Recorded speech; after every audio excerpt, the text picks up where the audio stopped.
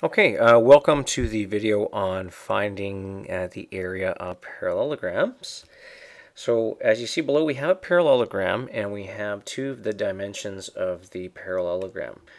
What we have here is the length of the parallelogram, or you might say the base. So down here we could call this the base, and the base is also 5 centimeters. And we have the height of the parallelogram. So right here, the 3 centimeters, we have the height of the parallelogram.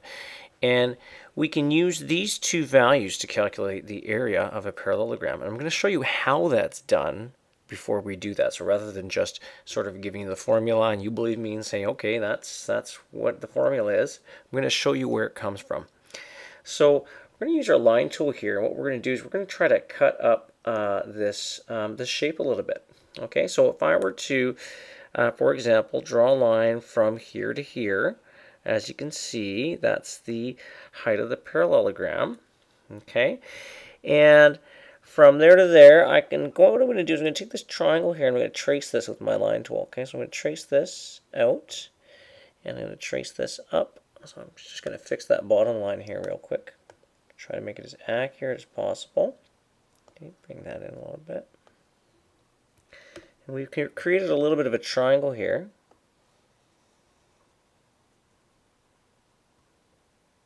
Okay. And what I'm going to do with this triangle is I'm going to move this triangle. So let's just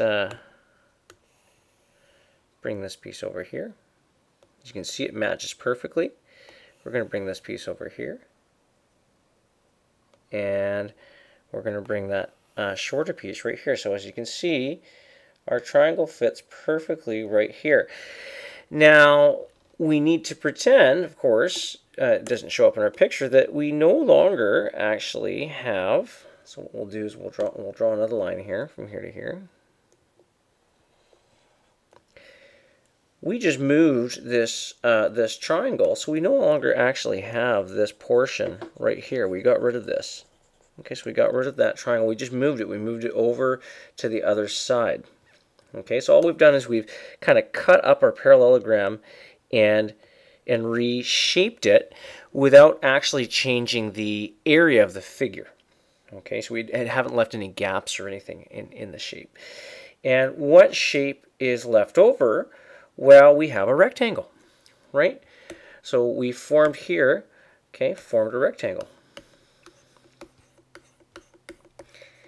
And in the previous video, we talked about how to calculate the area of a rectangle. We said the area of a rectangle is equal to the length times the width. In this case, what we typically call the bottom of a parallelogram, though, is the base. And we talk, the width here, we would call it the height.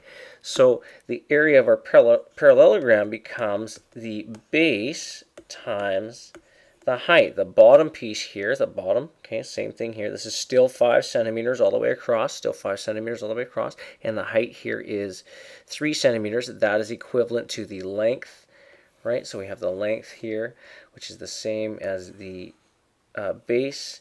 Oops, sorry, and I put width here. This should be height.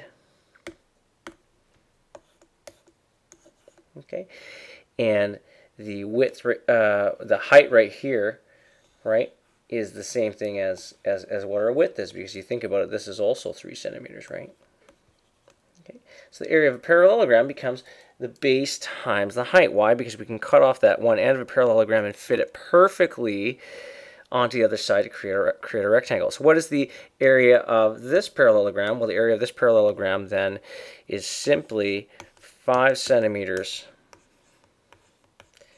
times 3 centimeters, which is 15 centimeters squared. Okay, so the area of a parallelogram is its base times its height.